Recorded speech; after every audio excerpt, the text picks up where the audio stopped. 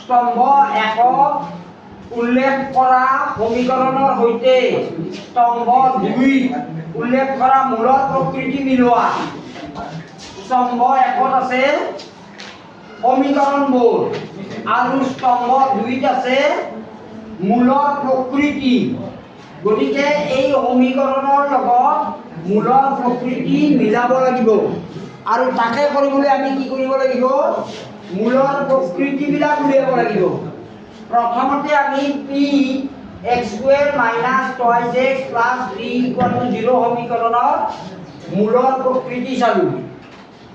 তো মূলৰ প্ৰকৃতি উলিয়াবলৈ আমি ভেদ নিৰূপকটো জানিব লাগিব, হয়নে নহয়? এইটো হৈছে ভেদ নিৰূপক b² - 4ac। গতিকে বিৰ মান হ'ব এই সমীকৰণটো -2² - 4 এৰ মান 1 চিৰ মান 3 হ'ব। ইয়াত বহুৱাই দিয়াৰ পিছত 4 4 গুণ 16 এইফালে 4 3 গুণ 12 4 পৰা 12 বিয়োগ কৰা মানে বিয়োগ 8। বিয়োগ 8টো যেহেতু ইজ লেছ দেন 0 গতিকে পি এই লেছ দেন যেহেতু 0 ইয়াৰ পৰা কোনো বাস্তৱ মূল পোৱা নাযায়। ভেদ নিৰূপক লেছ দেন 0 হ'লে কি হয়? কোনো বাস্তৱ মূল পোৱা নাযায়। গতিকে আমি কি পালো?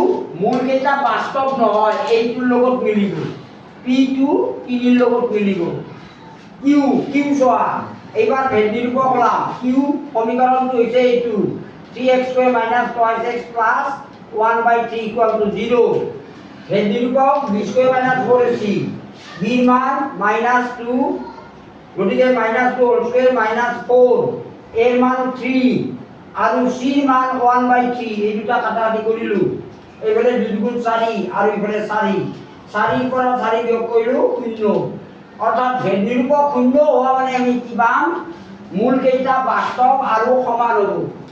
অৰ্থাৎ কিউটো কাৰ লগত মিলিব? মূল কেইটা বাস্তৱ আৰু সমান 4 নম্বৰৰ লগত মিলিব। এই 4 নম্বৰৰ লগত। নেক্সট চোৱা আৰ সমীকৰণটো চোৱা x² - 4x + 3 = 0। ইয়াত ভেদ নিৰূপক আমি উলিয়াবলৈ চেষ্টা কৰিম। তে বিৰ মান হ'ব -4 গতিকে -4² - 4 এৰ মান x² হওক 1 গতিকে 1 আৰু c হ'ল 3 4 4 গুণ 16 এইফালে 4 3 গুণ 12 16 বিয়োগ 4 মানে 16 বিয়োগ 12 অর্থাৎ 4 টো 0তকৈ ডাঙৰ। গতিকে b² - 4ac is greater than 0। Greater than 0 হ'লে আমাৰ কি হ'ব? মূল কেইটা বাস্তৱ আৰু অসমান। 2 নম্বৰটো মিলিব। আৰটো কি মিলিব? মূল কেইটা বাস্তৱ আৰু অসমান হ'ব। এই 2 নম্বৰটো। এইবাৰ আমাৰ এস সমীকৰণটো চাওঁ। 2x² - x - 4 = 0। এই সমীকৰণটো ভেদ নিৰূপক আমি b² - 4ac উলিয়াও।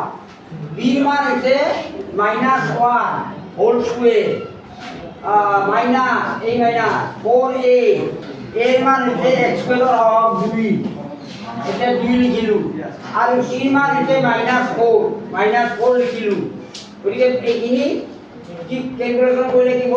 -1 হোল স্কুৱেৰ +1 আৰু এইখিনি পূৰণ কৰিলে -a প্লাস 4 গুণ 8 8 4 গুণ 32 32 আৰু 1 যোগ কৰা 33 33 টো 0তকৈ ডাঙৰ কি গ্ৰেটাৰ দেন 0 কিন্তু গতিকে ইয়াৰ পৰা দুটা ভিন্ন প্ৰকৃতিৰ বাস্তৱ মূল পাম।